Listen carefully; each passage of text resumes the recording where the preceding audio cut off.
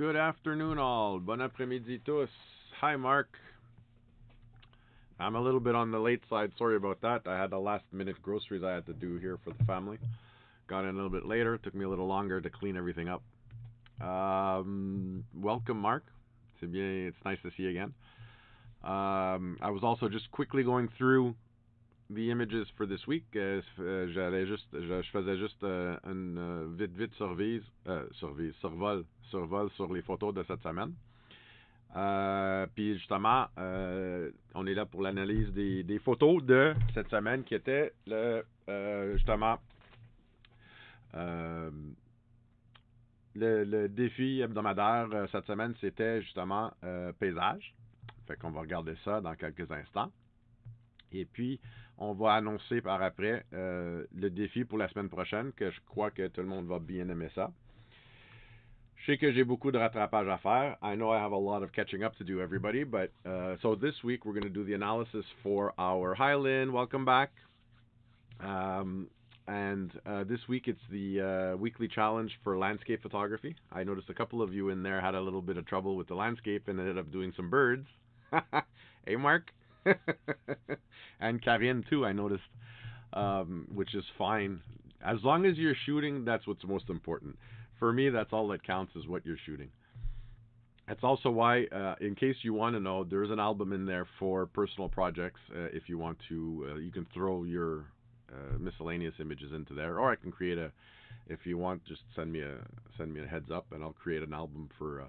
By the way, Mark, so you know, I created the album and I created the post topic for next week already. I did that this morning. C'est-à-dire que j'ai déjà créé l'album et voyons, la catégorie pour le défi hebdomadaire pour la semaine prochaine. Il est déjà rentré dans le groupe Facebook. Et puis, c'est ça, je pense que mon café m'a craché d'en face. So, without any further ado, I hope everybody's having a fantastic time practicing your photography, and you're not too still, for some of you who might still be home, confined to the home, I hope you're not going too stir crazy. Moi, c'est la deuxième semaine que ça a tout changé, mon horaire ici même, mais je t'avoue que à un moment donné, ça va... Non, j'aime pas ce mot-là, mais quand même, ça va s'ajuster. Je vais ajuster aussi en fonction de mes diffusions en direct, plus les quelques nouvelles épisodes que je suis en train de créer. Où ce que ça va être des épisodes enregistrés, ou des enregistrements que vous allez pouvoir accéder par la chaîne YouTube. So, without any further ado, let's go right over to our screen capture and have a look at our Facebook group. So let's start from the bottom and work our way up. I did. Speaking of which, no, you know what? Something's missing. I got to do a refresh there, and now I should be able to get it. Give me a second here.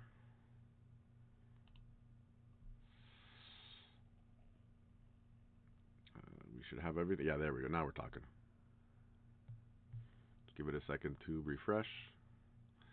So I've noticed there was a couple of people that we haven't seen in a while.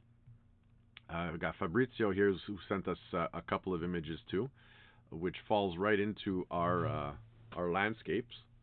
And here's a beautiful, beautiful landscape here with a rainbow. I love the idea here.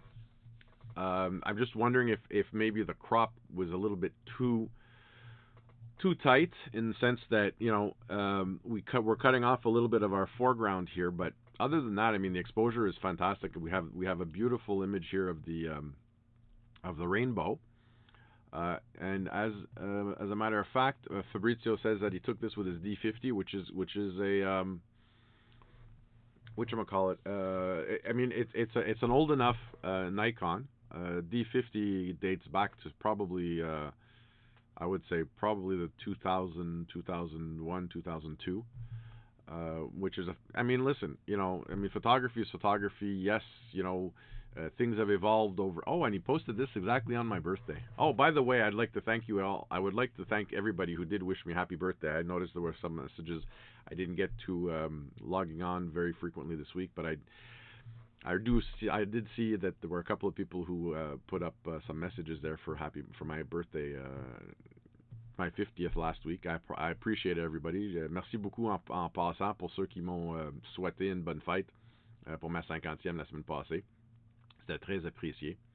Fait que comme je disais ici, c'est que c'est un beau paysage. C'est-à-dire que c'est un beau paysage urbain. J'aime bien la façon que Fabrizio a capturé l'arc-en-ciel. Je me demande juste un peu, peut-être qu'on aurait peut-être cadré un peu plus pour avoir un peu plus d'avant-plan ici, vu qu'on perd quand même l'arc-en-ciel en temps réel ici sur la première, je dirais, 4 quarts ou 8e de la photo. Juste en le baissant un peu, on aurait pu aller chercher peut-être au moins la partie de l'avant-plan où on a coupé la côte ici. Yeah. Marc vient de m'envoyer un commentaire, je suis rendu vintage. But, juste pour corriger, vintage, c'est pas à 25. Je suis pas dépassé vintage depuis 25 ans. Anyways, thanks Mark, I'll remember that.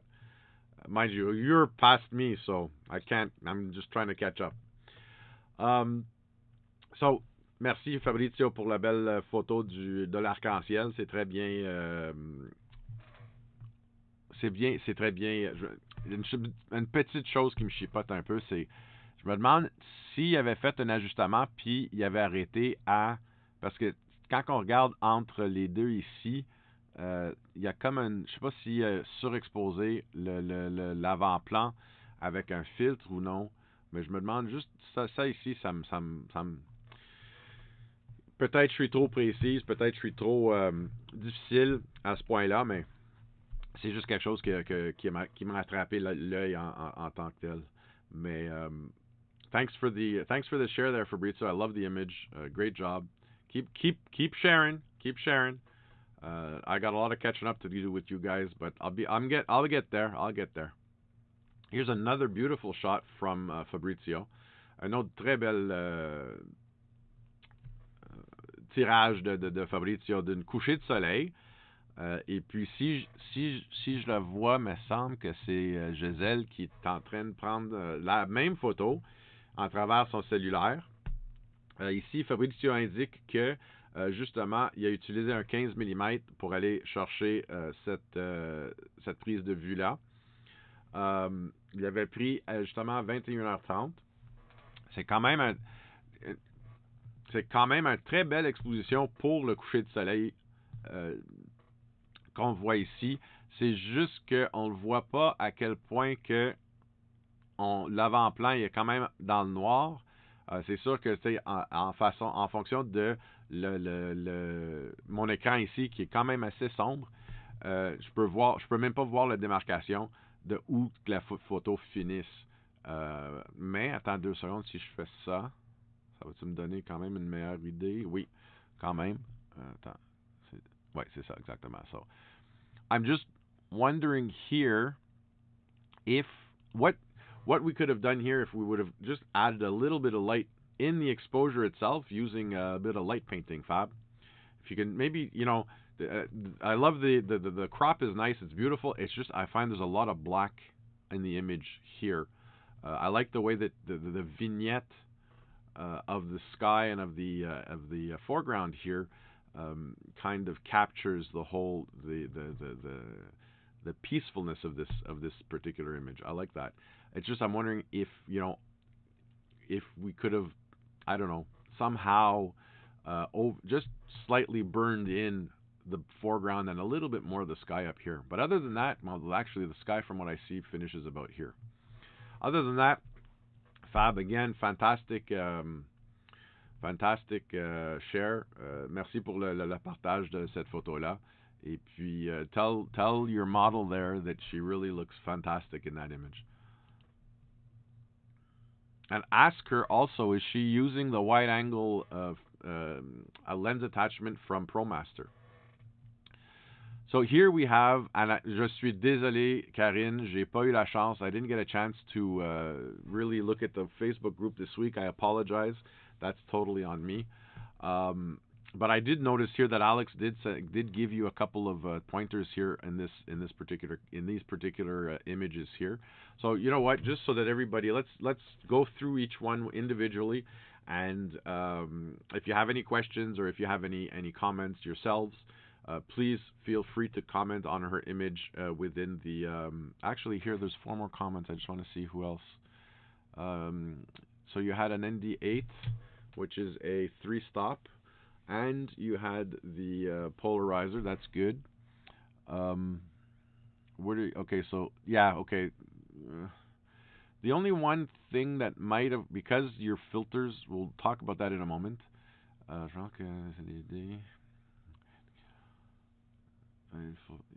faut plus qu'un ND8, oui, AJ va sûrement nous éclaircir le sujet.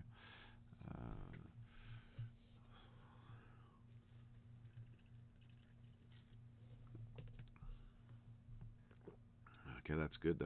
Okay, so let's take a look at these images and see what we got. So from what I understood here, let's go back. What Karen was trying to do, going back on Thursday possibility, try to get the shot I want. I tried shoot with a long exposure to show the movement of the blades. The rest of the image is also blurred, and the overall quality of the picture just sucks. Okay, I tried to use a tripod, and I also light filters. Okay, and also light filters. Okay, good. So let's have a look here and see what we got. Well, here we actually, I mean, you know, we do see the movement of the blades, but as Alex had mentioned, comme Alex a mentionné, c'est que le problème avec de prendre ces. Oh my God. J'ai toujours tellement de. Oh, hi, Karen. Hello, Karen. Welcome to the. I just saw, no worries. Although, voyons, c'est quoi la. Comment. Non. Voyons, Elion. I can't even remember what the prop is. It's a windmill. Elion. Anyways. You know what I'm talking about, the windmills. They do move at a very, very, very slow rate. So as Alex had mentioned, you would definitely need a ND filter to be able to try to even capture the full circle of the 3 blades. Now, don't forget too, the other problem with these windmills is the fact that there's only 3 blades on them, and they're very, very, very far apart. So if you're looking to actually get the blades to be a complete circle, I'm wondering even if a 16 stop, like when I put my 6 and 10 together, would even actually connect the 3 blades, and how much distortion you would see in their motion itself. Because don't forget, as they're spinning, they're also slightly wobbly. Okay. In this particular case, though, it might have been also a good idea to have a graduated neutral density filter to be able to bring the sky exposure down from what you have here. Typically, what you want to do when you're shooting this type of image, and considering the time and the day that you were there, this is a perfect example where I would do my exposure principally on the grass. Find out what the exposure is there. That's it. Éolienne. Yeah, c'est ça, exactement. So in this particular case, this is where I would take the exposure off the grass, because my sky is not a sky blue. Okay. Souvent dans les cours que puis justement Karine a été déjà un étudiant de moi, je parle souvent que quand l'appareil photo en tant que tel analyse la lumière pour son exposition, N'oubliez pas que lui est basé sur un gris de 18%. Puis le gris de 18% vient originalement du ciel bleu. Okay? Puis l'exposition du ciel bleu, typiquement, c'est justement, on va dire, j'aime pas nécessairement cette phrase-là en tant que telle, mais le réglage magique en tant que tel, de où vient une bonne exposition d'avoir assez de lumière pour justement capturer une image, c'est que quand vous avez un ciel bleu AF, quand vous avez une ouverture de F16, ta vitesse égale à ton ISO. So, si je suis à 100 ISO, c'est 1 centième de seconde. Si je suis à 200 ISO, je suis à 1 2 centième de seconde. Toujours à F16. Now, qu'est-ce que j'explique aussi, c'est que si vous n'avez pas de ciel bleu comme exactement celui-ci, pour être capable d'aller chercher la bonne exposition quand même, vous pourriez remplacer le ciel bleu avec un gazon vert ou un haie d'épinette. Parce que les épinettes en tant que telles, c'est à peu près la même... Oups, excusez. C'est-à-dire que, justement, la lumière qu'on cherchait à avoir ici, ça aurait été, justement, faire l'exposition sur le gazon, transférer ça si vous êtes en train d'utiliser justement des filtres densité neutre. If you're using the neutral density filters, as your base exposure, you take your exposure off the grass, you transfer that into usually a whatchamacallit, an exposure calculator. I mean, you can find all kinds of them on the internet. You can find all kinds of them for your telephones. I mine I bought, which was PhotoPills, which is probably one of the most complete photography calculators that we can use. But typically what it does is you feed the calculator the exposure that's read off of the ground. You tell it now what or how many of those filters you're using. And if we look back at, is there an image? No, that was in the comments.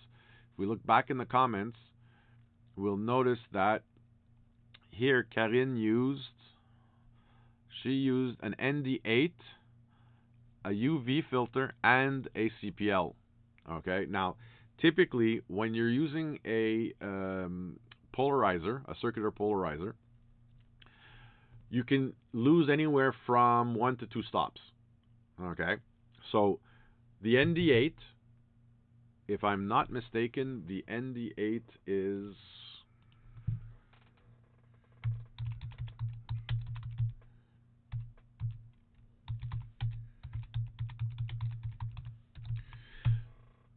But I believe it's a 3-stop. If I'm not mistaken, I believe it's a 3-stop. Let me just here, complete neutral density filter, black and white. No. Sorry, B&H. What I want is, I just want the guide. So any one of these here will work. This one here tells me that the ND8 is exactly ND8 is exactly 3 stops. I was right. Okay, so typically in this image over here, and we actually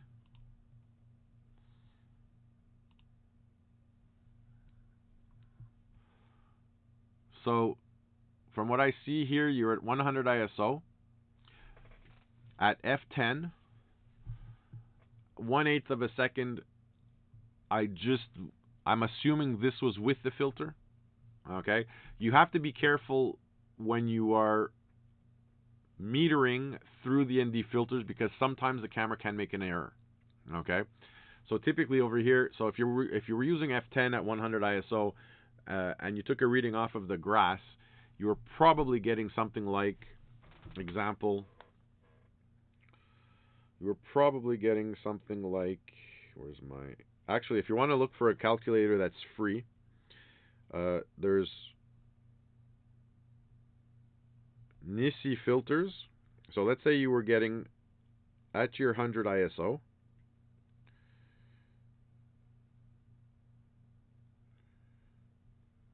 One-hundredth of a second at 100 ISO, and you're using an ND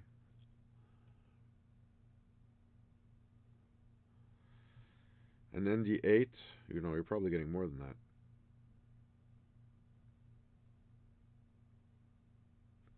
What is that? 1/8 of a second?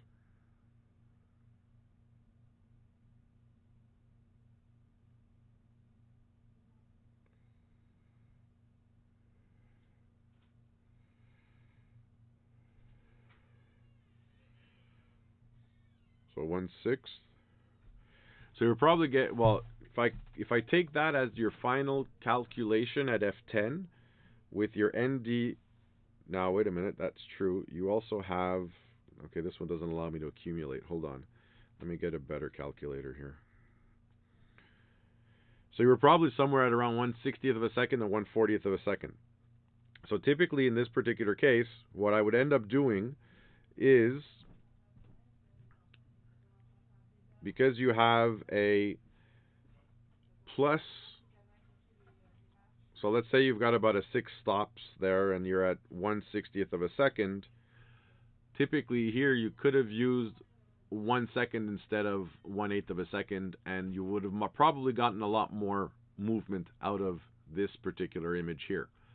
Okay, so in this case, the problem here is exactly the fact that your shutter speed is just not enough to be able to capture more motion than what you already have in this particular image.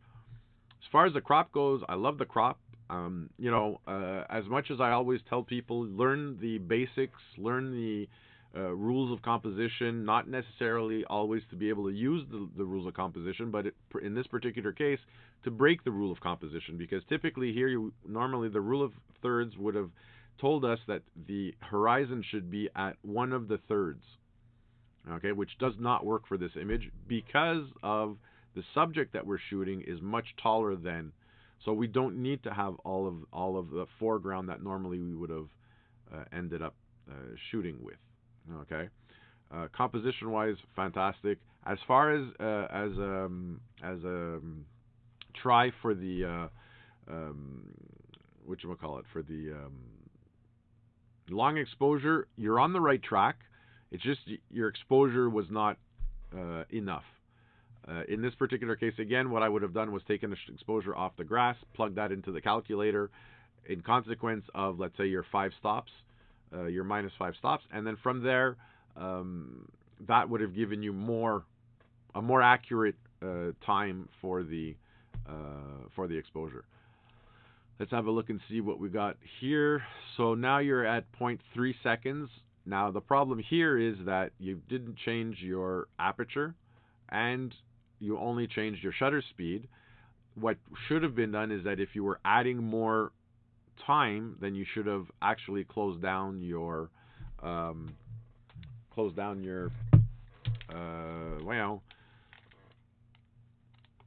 aperture. I just want to just make a quick check here. So you were at 0.3 and before you were at 1/8. That's right. So let me just check real quick. So you're at 1/8. Now I'm at 1/8. So 1, 2, 3, 4, 5. So to 1. So that's 5. Typically here you should have been at F10. So F10. Let's check her out. 1, 2, 3, 4, 5. Honestly, to be able to use that 1/3 of a second, ça l'aurait pris dans ce cas ici. Oublie pas que quand vous ajustez un de tes paramètres de l'exposition, faut quand même ajuster une deuxième parce qu'il faut que ça balance. So, la raison pourquoi l'image est surexposée, et justement, elle est surexposée parce qu'on voit très bien que, dans cette photo-là, tout est fade, tout est très éclairé. So, dans ce temps-là, fallait ajuster fermer ton ouverture en fonction d'avoir ajouté plus de temps. So, d'y aller chercher le 1 tiers de seconde, ça leur aurait donné plus de mouvement, oui, mais fallait avoir la même lumière. So, dans ce cas ici, on aurait été chercher genre pour que ça soit un équivalent, ça leur aurait pris un F18 pour cette exposition-là. Peu importe quel est ton ISO, c'est juste la compensation entre ta vitesse et ton ouverture. Okay? Good goal, though. You did have, like, and you can see it in this image. This is the image here, actually, compared to this image here, where you see the structures are solid. The grass is a bit darker. I still might have gone not a half stop, but a third of a stop down further just to get a little bit darker, to really make the shadows black. And again, here you can see how we lose everything because you can slightly see the movement. The arc over here of the blade is much larger. So you are getting closer to having more motion. It's just that what you forgot to do was close down your f-stop, your aperture. Here, this is an image that's completely, completely properly exposed. Everything's frozen. Okay, you've got a good start here. Okay, this one here we don't have the exposure for. Maybe Karine can add it in the comment here, whatever the exposure was here. I would have calculated based on this exposure what I would have calculated my long exposure from this as the base exposure, because this is a properly exposed image here. So, again, when you want to do long exposure, quand vous voulez faire de la longue exposition, surtout avec des paysages comme ça ici, c'est que vous voulez prendre genre une zone où ce qui c'est plein vert. Même j'irais plutôt genre mettre mon spot ici, puis voir qu'est-ce que ça donne en fonction de la lecture. Transférer ça dans la calculatrice pour aller chercher justement l'équivalent du moins 5 stops de 5 crans de lumière qui est fait par qui est un effet par les filtres. À part de ça, I mean, this is probably just the reference image, because I mean there's a lot. Mind you, your depth of field is good here, Karine. You got the depth of field basically straight from the edge of your foreground right up to your background. And again, it would have just been taking this exposure here, calculating what the exposure is in consideration of your filters. Fantastic job, though. Good job. Great. And I mean, these are the images. I mean, these are the things that I like. When you have problems, please feel free. I will try to be better at. I mean, things are slowly starting to die down a bit. I'm slowly getting a little bit into the swing of the way things have changed. But these are the exact things that I want to see more of. You know. Send me what problems you're having, and I will help you. I will try to do as best as I can. As soon as I can, I will try to give you these pointers that I'm giving Karen here. Here we have Mark. So Mark here submitted 2 images. We got 2 beautiful images here. Mark, I love the composition. I'm just a little worried about the horizon. Well, the horizon in the sense that is it level? I don't know where you took the reference for your level. If you took it off of this plank here, because I'm looking at this railing here, and the railing looks a little bit like it's falling. It could be a function of your the whatchamacallit. Wait a minute, sorry. Is this... Hold on, this is not Mark. This is Karine. This is Mark. Okay, sorry. Karine. So, justement, ici, la seule chose que je trouve un peu... c'est que les arbres sont en train, sur le côté de gauche, sont en train de tomber un peu. Ça se peut que ça soit juste la fonction de votre... l'objectif, de la focale de l'objectif. Thank you, Mark. I realized it. Sorry, Karen. And here, the only thing is, you could have brought it down 2/3 of a stop, because when we look at it here, the sky here should be bluer, and it's just a little bit blown out right here down at your vanishing point at infinity over here in the forest. The shadow should be a bit darker. The fact that these trees over here would be coming out darker is fine, because that's what you're looking for. Okay. You will get a feeling of at what point you need to underexpose or overexpose. The rule of thumb is always that we try to underexpose by 1/3 or 2/3, not by much, just 1/3 or 2/3 of a stop. For the sole and simple reason that by doing that, I'm allowing myself more latitude later on in post-process to be able to see what I can see a cloud vaguely right here, but it would bring out more of that cloud. And if I have to, then I can use, which I spoke of a couple of weeks ago, using the radial tool, not the radial tool, the graduated tool in Lightroom, and then I could bring this out by just burning that in using that one filter. And just before I continue in French, for those of you who have the square filter kit like I have, the Nisi that I have, you have the gradiated filter, which I'll take out just a sec to show you. If you wanted to capture this properly in camera, it would take this type of filter. You'll notice that when I hold it's gray, it's a gradient to gray here. So here's a 3-stop. Okay, this is a gradient neutral density 8, exactly like your solid filter, Karine. The only difference is that it fades to nothing down here. You'll notice that you lose my finger as I pass it from up and down. What you could have done at this point is use this from exactly like this, from top to bottom, having the darkest part up at the top of your image, and that probably would have actually balanced that sky with your foreground, and you would have had a more equal exposure there. And this is how we do it when we try to do it in camera. That's also one of the advantages of having a square filter system like this. Just want to see, this is about 300 shots taken in different areas, like this, the summer landscapes. Doesn't mean that you still can't.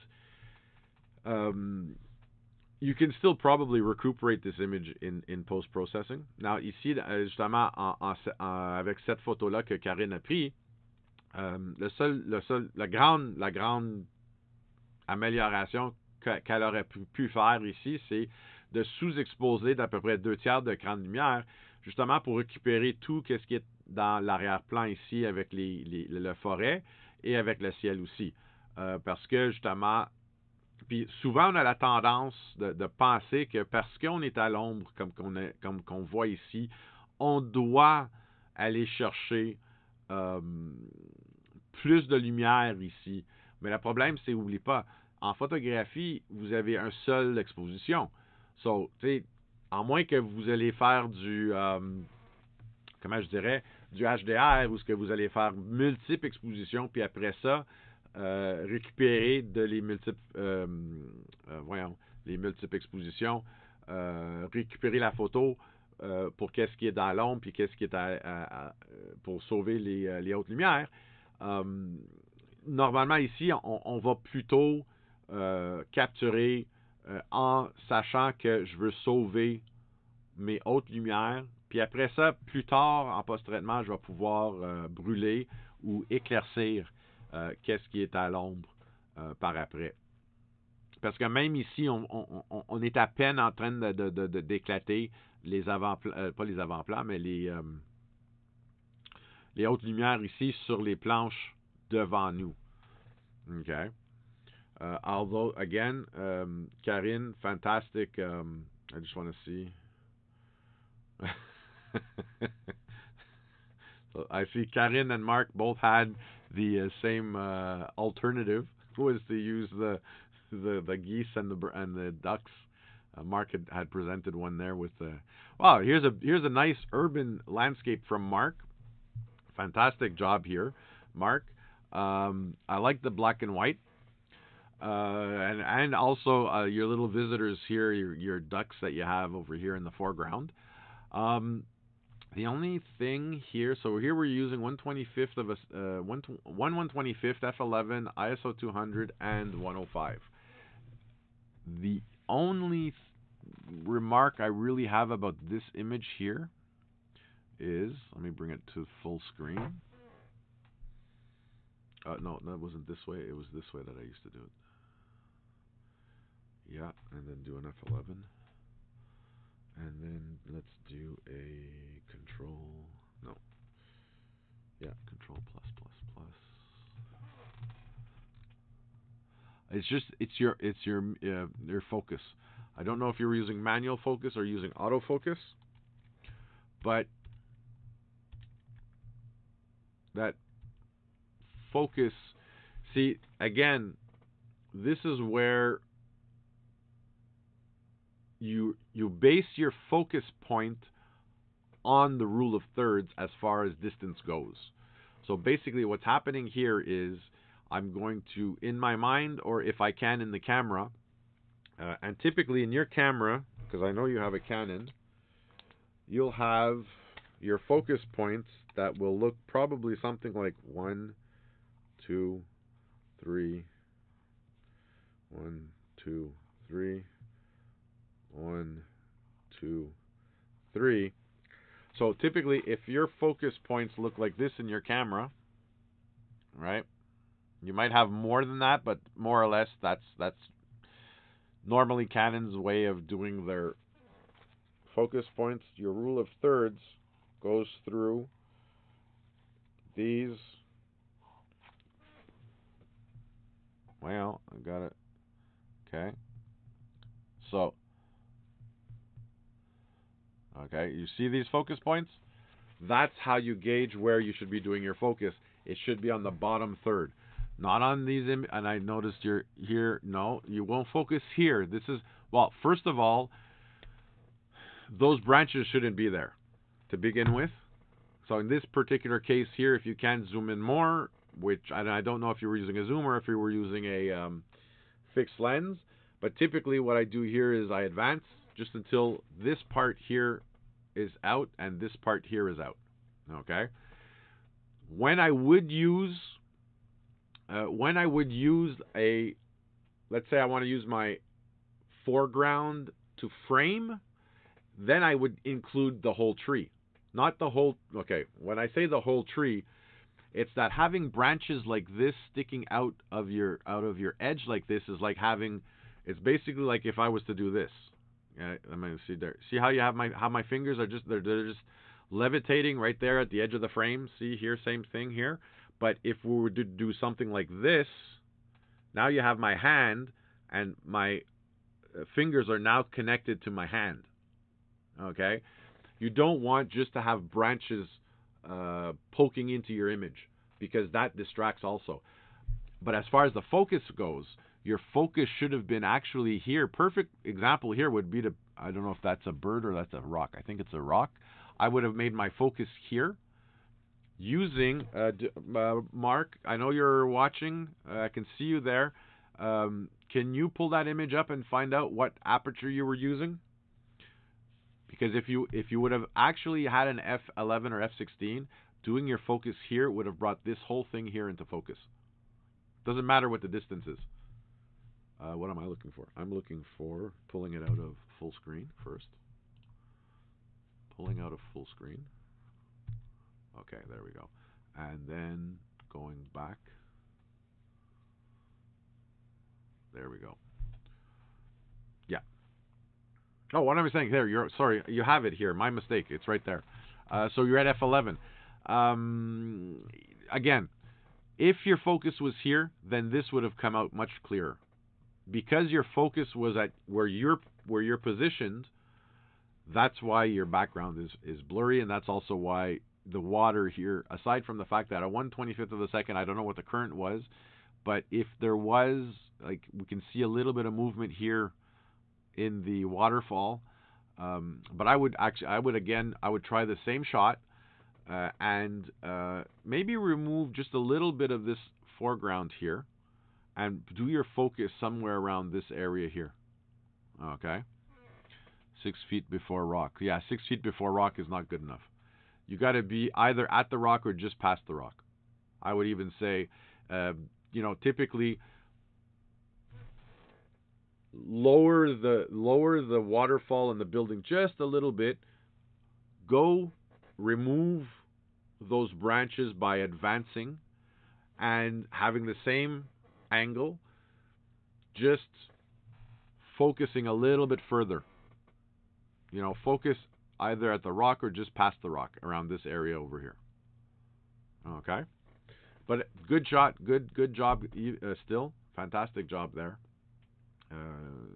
Good try. Loving it. And, no, sorry, that's not what I wanted to do. Let's go back and see what we got for. Good. Come on. Away. Go back here. There. No. Go back. Here.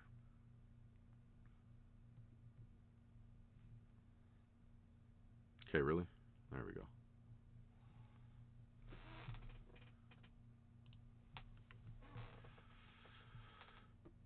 Well,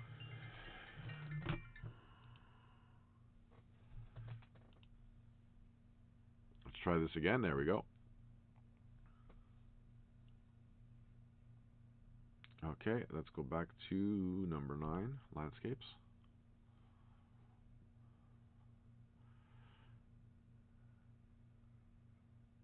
And there we go. Okay, so we have our submissions for this week. Thank you for your participation. I love the images that were here. I just wanted let me take a quick check here. Did I miss any over here in the media section? No. I got that one. These ones here were Alex. Yeah, this was Alex 2 weeks ago. We went out and we had a fantastic evening shooting the Milky Way, and this is the center of the Milky Way is just behind here. It's around this area over here. This was something we did. This is something that I love doing, and I'm eager to try a new toy that I got from my buddy at Astronomy Plus here in Longueuil. It's a motor drive, just small enough that we can use it for the camera and a lens rather than a telescope and all that stuff there. But Alex did a good job here pulling this image out of this was if I'm not mistaken, Alex did this in a single shot. And this is exactly the type of stuff that I like to do when it comes to my excursion for intro to astrophotography. But we went out. This was down by Covey Hill here on the South Shore, about an hour and a quarter from here. Ça c'est un photo. Ça c'est justement qu'est-ce que je fais dans ma sortie d'intro à l'astrophotographie, qui est un ça justement c'est un paysage étoilé parce que les étoiles sont fixes. Et puis nous, qu'est-ce qu'on a fait, c'est qu'on était là avec un autre de mes copains, Yvon, que lui chassait cette place-là. Puis c'est justement le cœur du Voie lactée est juste derrière l'horizon, juste en bas de l'horizon ici.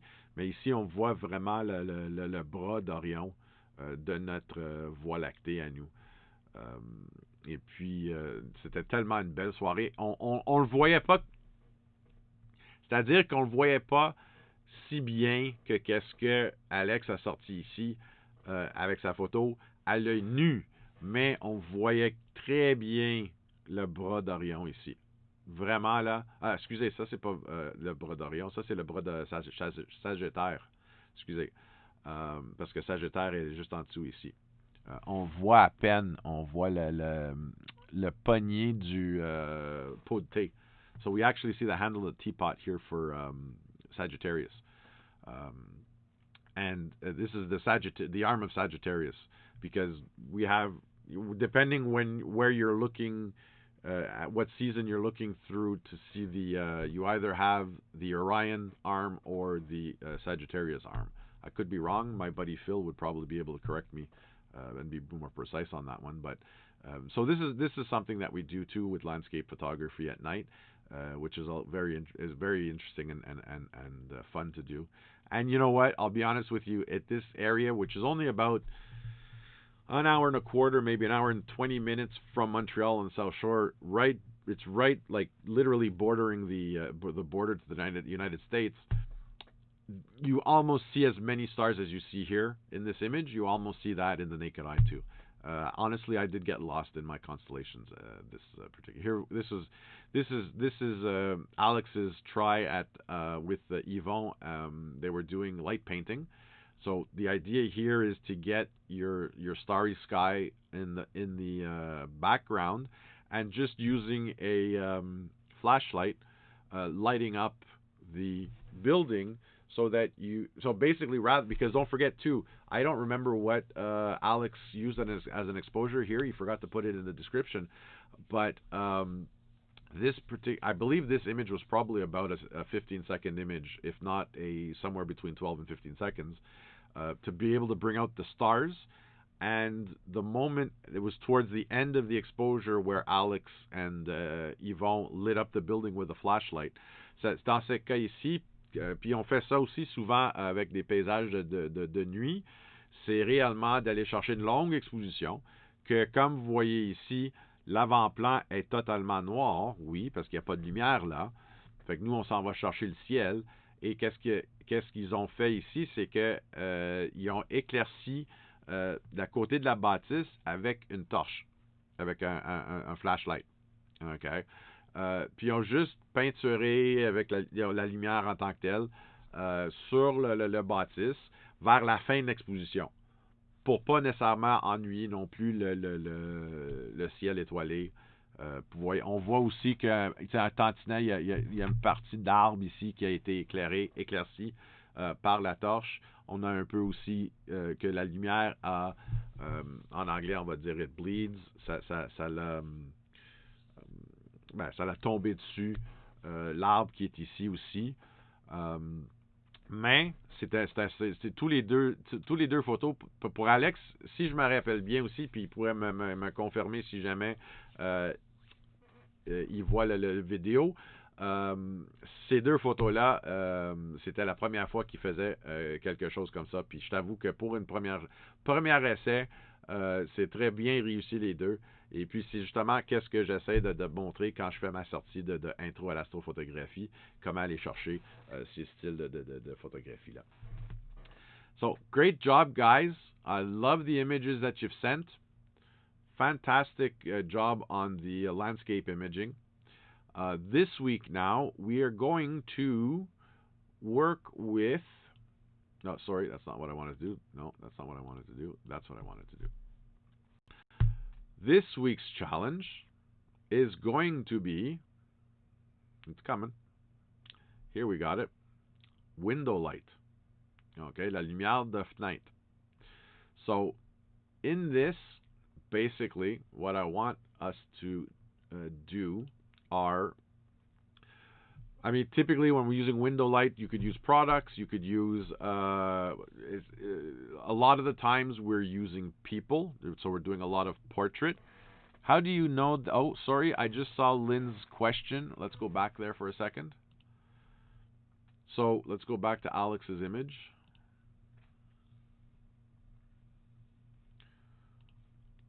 How do you know the time you expose? Lynn, this part is a lot of trial and error.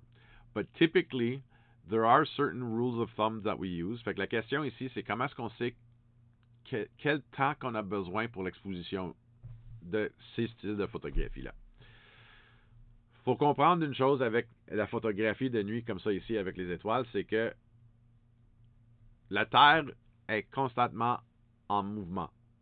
OK? Et puis, si typiquement, vous gardez votre obturateur ouvert trop longtemps, qu'est-ce qui va arriver? C'est que tes étoiles, quand on les grossit, puis si je la grossis ici, on va aller chercher notre F11. Voyons. F11. Je vais faire ça comme ça. Ah ouais, donne-moi mon full screen.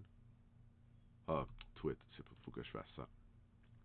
So, ici, quand on le grossit, oups, quand on le grossit pour voir l'état des étoiles, pour que les étoiles soient pointillées comme ceci, pour qu'ils soient des points et pas des lignes, il y a une calcul que normalement on utilise. Par avant, avec des pellicules, je t'avoue que la, la règle qu'on utilisait, excusez, c'était vous prenez 500 et vous divisez votre focale par 500. So, comme que nous, on utilisait, si je me rappelle bien, where is it? Calculatrice. Moi, j'avais un 16 mm. So, qu'est-ce que je vais faire? C'est que je vais prendre 500, excusez, 500 divise par 16.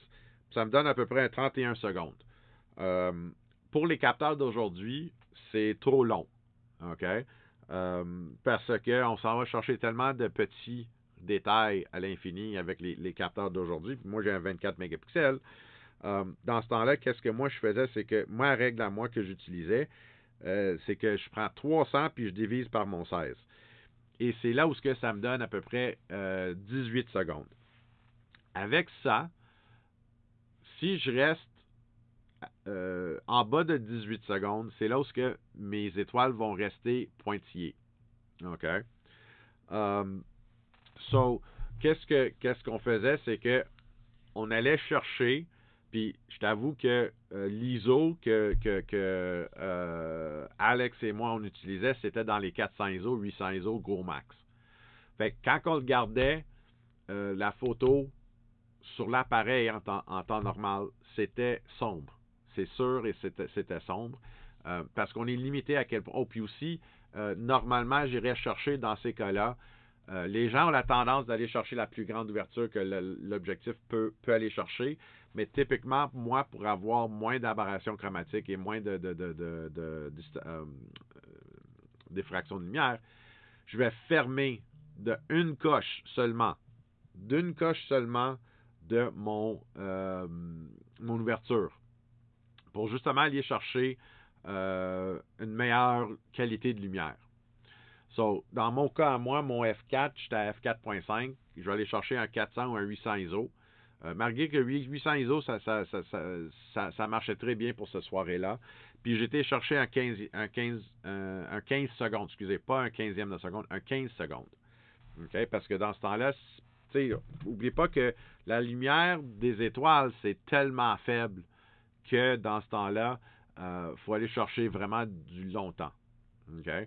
In this particular cases over here, to be able to get pointy stars and not star trails, because the Earth is always turning, we have to stop our exposure at a point where we don't see that motion. And believe me, I mean, in this particular case here, the calculation that I do is I usually take 300 and I divide that by my focal length. So if I'm using a actually, you know what? I wasn't using my 16.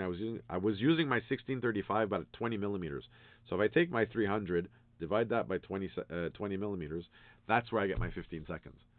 Okay, so what I would do is I would go and get what I did, and I'm still in the process of working on them. I didn't have a chance to finish them up yet, but I took 60 shots at 15 seconds or at 12 seconds. I'd like to cut it down just a little bit under that too. And then what I do is I stack my images to be able to go and get, so there's less noise. So I'll shoot at 400 instead of 1600 or 800. I'll take 30 or 60 shots, all at 12 seconds, and then from there, using Photoshop, from Lightroom to Photoshop, I will feed them through Photoshop, and that's where I'll start to stack them. So we do have certain. I hate to use the word magic, but let's say default, or I should say no, starting points. We do have calculations that we can use to get to a starting point, and then from there we adjust by taking tests. And focusing on this is also difficult too, because that's where the mirrorless cameras come in. Really helpful at that point. So great question there, Lynn. Sorry I didn't get to that. Whoops. I didn't get to it. No, that's not what I wanted to do. This is what I wanted to do. So now let's have a look at next week's challenge. Fait que justement, le défi hebdomadaire pour la semaine prochaine. Ça va être justement... attends, on va y aller chercher directement. Excusez, on n'a pas besoin. Fait que, juste pour te le dire que j'ai créé la catégorie, c'est la semaine du 10, le 10e défi ici, qui est justement Window Light ou lumière. J'ai pas assez d'espace, fait que j'ai mis Lumi de fenêtre pour les catégories. Mais l'album en temps normal, je l'ai vraiment appelé lumière de fenêtre. Okay? Fait qu'ici, j'ai mis un petit paragraphe, qu'est-ce qu'on cherche à avoir. Et puis justement, ça marche très bien. La lumière de fenêtre marche très, très bien pour le portrait. Ça marche bien aussi en fonction de produits aussi. Si vous voulez, vous pouvez éclaircir bien des produits ou la nature morte en temps normal. Fait que ce que je veux que vous faisiez, c'est que vous pratiquiez en utilisant cette lumière-là, que ça soit... Now, typiquement, vous allez voir que la majorité de ces éclairages-là de fenêtre viennent de que le soleil soit plutôt sur le côté opposé de la fenêtre pour avoir une lumière qui est douce. Okay? Ou peut-être aussi où ce que le ciel serait nuageux pour avoir une lumière plus diffuse. Mais ça ne veut pas dire que vous ne pouvez pas utiliser la fenêtre qui est sur le côté du soleil, où ce que ça va être beaucoup plus dur, beaucoup plus raide. Vous allez pouvoir voir la différence des éclairages en fonction, je veux dire, le temps du jour en fonction de l'éclairage qui sort. Ouais, c'est pas ça que je voulais faire. Comme celui-ci, où ce que le soleil est vraiment sur le côté des fenêtres, puis parce que peut-être il y a de la poussière ou il y a de la vapeur, la brume dans la maison, dans la chambre en tant que telle. D'après moi, c'est plus la poussière. On voit très bien les rayons de lumière qui est causé par cette lumière-là. Si vous voulez, j'ai regardé quelques sites web pour avoir des astuces. Ici, c'est sûr et certain avec la lumière. C'est bien beau d'avoir les mises au point automatiques, mais moi, quand je fais le portrait en tant que tel, je suis toujours en mode MF, pas en mode AF. Et puis, qu'est-ce que je fais? C'est que je m'en vais chercher réellement l'œil. Et puis, après que c'est fixé en fonction du mise au point, j'ai plus besoin de le refaire. Puis après ça, c'est là où je vais ajuster l'angle, pour aller chercher, genre, cet éclairage-là, c'est qu'est-ce qu'on appelle une éclairage de loupe. Et la loupe en tant que telle, c'est que vous voyez l'ombrage qui est créé par le bout du nez, ici. Il ne touche pas l'ombrage du joug. Vous pouvez aussi, si vous voulez, aller chercher un éclairage exactement comme Rembrandt, le peintre, où ce que Rembrandt s'en va chercher la triangle d'exposition ici, mais dans ce temps-là, l'ombrage du nez et l'ombrage du joug touchent un sur l'autre. Okay? Un peu comme si vous regardez ici, on le voit ici que c'est un peu trop latéral. Okay? So here, parce qu'on voit très bien que l'ombrage du nez, c'est vraiment latéral versus, puis le triangle il est petit. Typiquement, on veut que le triangle soit à peu près ici, en dessous de l'œil. Okay? Here, so in this particular tip over here, we're talking about using manual focus. And manual focus for me is really it's my best friend because I set the focus as long as I don't change the distance between my subject and my camera. My focus will never change. Okay. I'm not shooting either. And I'll be totally honest with you guys. I'm never shooting at the largest apertures. I'm not that type of portrait photographer. I'm shooting usually 5.6 f8. Those are usually my go-to apertures. If I have to open up because my subject is too close to the wall, and when I say too close, for me, too close is 2 feet. Typically, they should be 3 to 5 feet from their backdrop.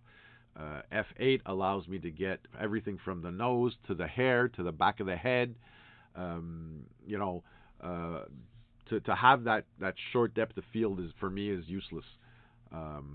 But I manually focus on the eyes.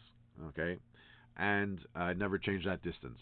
But what's beautiful about and actually, if you look here, this is a perfect example of having a harsh light where the sun is on the side of the window, and having a softer light where it's probably overcast outside, or the actual sun might be actually on the other side of the building, okay, opposite the window. Another tip here is to position your subject for the biggest impact. So you want to you really want to position your subjects where you have one light and you can't move that light. You can't move that window, but you can always move your subject in consequence of that light. Okay? So play with shadows, play with silhouettes, and then turn your subject and face the window and see what kind of lighting you can get in that case. Shoot a silhouette. It's always interesting to see what silhouettes can give you. Ici, une autre astuce ici, ça serait le positionnement de votre sujet pour avoir le meilleur impact. Puis c'est ça qui fait que la lumière est tellement beau à jouer avec, parce que dépendant comment je place mon sujet en fonction de la lumière, de où vient la lumière, c'est là où je peux avoir vraiment des photos très dramatiques et conter des histoires très, très, très dramatiques. Okay. Control the window light if you can. And to control the window light, typically what you can do, and you'll notice it in the next tip over here too, is you want your image as much as possible to be as sharp and as contrasted as possible. You can play with backlighting, okay, contre-jour, but you don't necessarily want to get all of these lens flares, okay. It does. It can work if you're looking to give an image more of a dreamy type of ambience, okay. Dans ce cas ici, c'est que quand on parle d'utiliser de la lumière de fenêtre, on cherche normalement d'avoir quand même un certain contraste puis un certain qualité d'éclairage, où ce que le sujet est très net, puis c'est propre en tant que tel.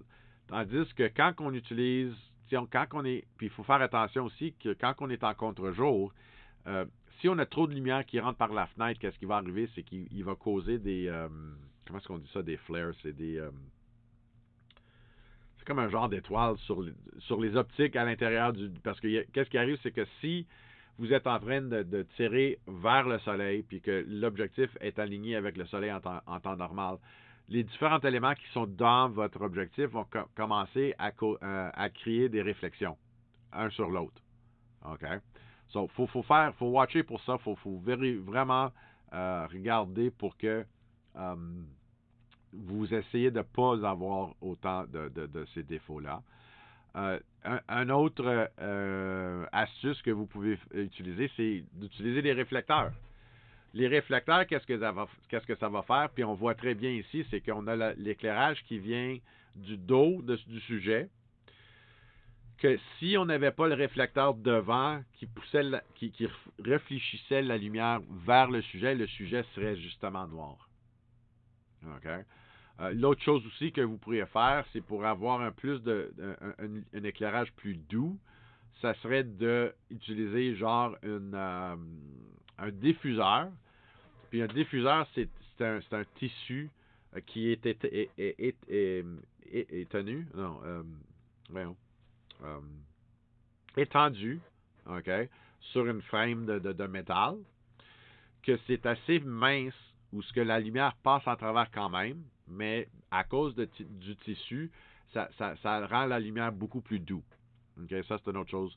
Fait que vous avez le diffuseur et le réflecteur que vous pouvez. Puis normalement, tous les réflecteurs aujourd'hui viennent à deux ou trois, on va dire trois ou quatre différents réflecteurs avec un diffuseur à l'intérieur. Ok. Et puis, le numéro 5 comme astuce ici, quand tout autre Attends, est-ce que did I say this one in English? Here we're using, just to repeat, in case I didn't, here we're using a reflector to counterbalance the silhouette that this window over here behind the subject would have created as a silhouette. And you can see the silhouette actually here. So the reflector is really somewhere in this second pew. And it's probably actually hidden behind this pew here to be able to light him up here. The other thing that you can also do is also, because most reflectors, most multi-reflectors will have like a white, silver, gold, and black as far as reflectors go. You also have built into the reflector a diffuser, and the diffuser itself basically is on a wire ring, and it's usually it's a very, very silky, like it's very fine like silk, where the light passes through it. You can use that to soften the that light coming in from the window. That's one way to do it. When all else fails, have your subjects face the light, right? What's in a portrait? Portrait is their faces. So you typically always want the subject to be in the light.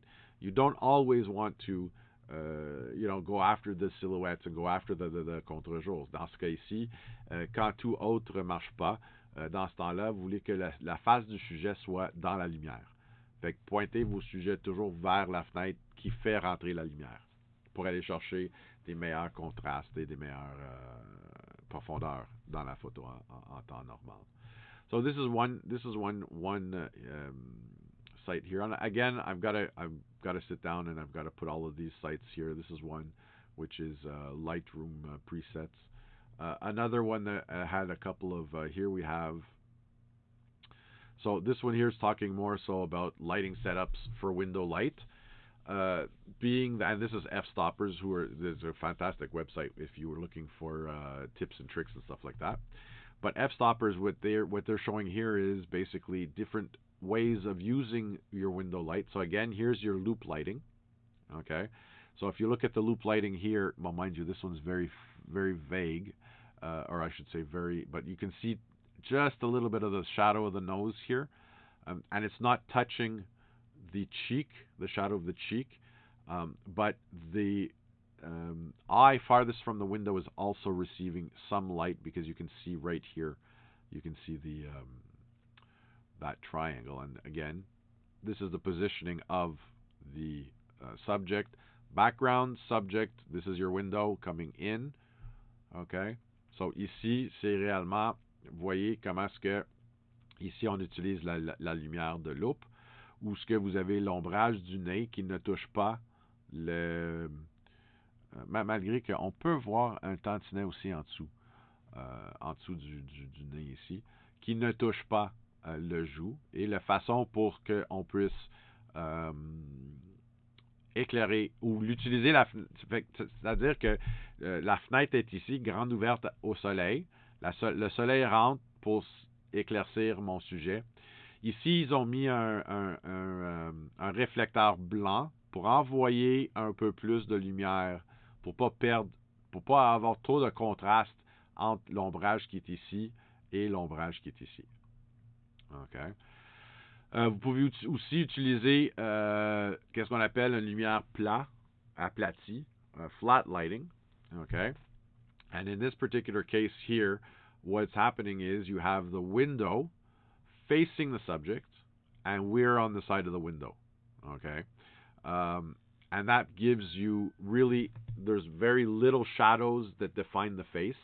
So, d'avoir une lumière, un éclairage aplati en tant que tel, c'est que je suis dans la lumière est derrière moi avec l'appareil qui est face au sujet. Et puis c'est là où parce que la lumière est très douce, les ombrages vont être très, très, très doux aussi en même temps. Sinon, vous pouvez aussi l'utiliser la lumière de fenêtre en fonction d'un éclairage dramatique. Et puis si on regarde ici, on voit vraiment des autres lumières qui sont fortes autant que des ombrages qui sont autant aussi fortes. OK? Et puis pour ça, la façon qu'ils ont eux autres, ils ont placé leur sujet, c'est qu'ils ont placé le sujet sur le côté de la fenêtre, le photographe opposé de la fenêtre, opposé du sujet. Vous avez le fond blanc ici, okay, qui est fixe au mur. Puis ils ont utilisé un réflecteur pour encore avoir plus de lumière sur le sujet. Fait que vous avez un certain éclairage qui allume le devant du sujet, mais vous êtes en train d'envoyer une réflexion de lumière aussi dans le dos de le sujet pour avoir un certain découpage quand même. So, j'ai de la lumière qui rentre ici, qui frappe le sujet, puis j'ai le réflecteur qui s'en va chercher la main qui tient ses cheveux derrière son oreille là. So guys, here's some examples. I will definitely post. I'll try to do that tonight after my class I've got to give for Ghislain tonight. I'll try to get that done before tomorrow. In the meantime, stay tuned. I'll post the next episode. I'm not going to do like I did this week and last week because I've got it. I don't know how the schedule is going to be yet for next week.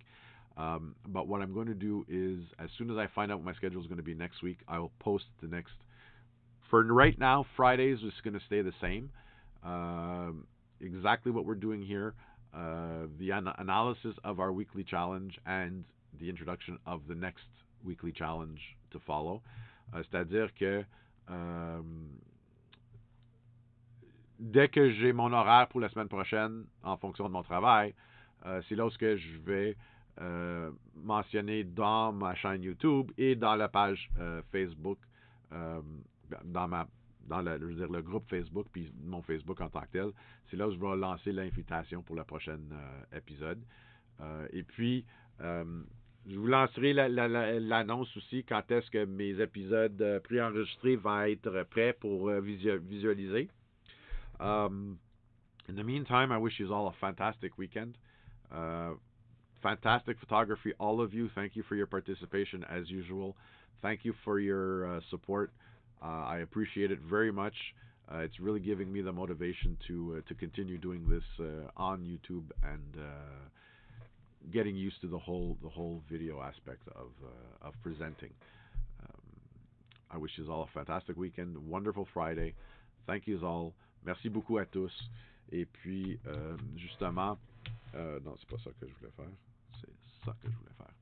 So, c'est ça exactement. Je vous remercie encore pour votre support et votre participation. I know that you might not all be able to participate in the weekly challenges, and that's not, there's no, c'est parfait, c'est parfaitement correct.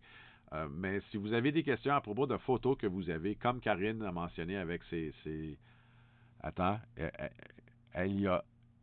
éoliennes, soumettez-le. Puis je ferai justement des commentaires en fonction de ça. Puis si vous voulez que ça soit plus privé, demande-moi-le en travers Messenger. Puis je l'ai déjà fait avec d'autres mondes. On peut faire un petit téléconférence en privé. Again, if you don't want to, and it's totally up to you guys. If you don't want to participate or you can't participate for whatever reasons. Maybe you don't like the subjects or the categories for the weekly challenges. Listen, post other photos. I don't mind. I don't mind looking at other photos other than what the challenges are. And if I can incorporate them into the challenges, as maybe miscellaneous images, we can do that too. But I appreciate your participation and your support. So guys, have a wonderful weekend, and we'll see you all next week. Have a good one. Take care, guys.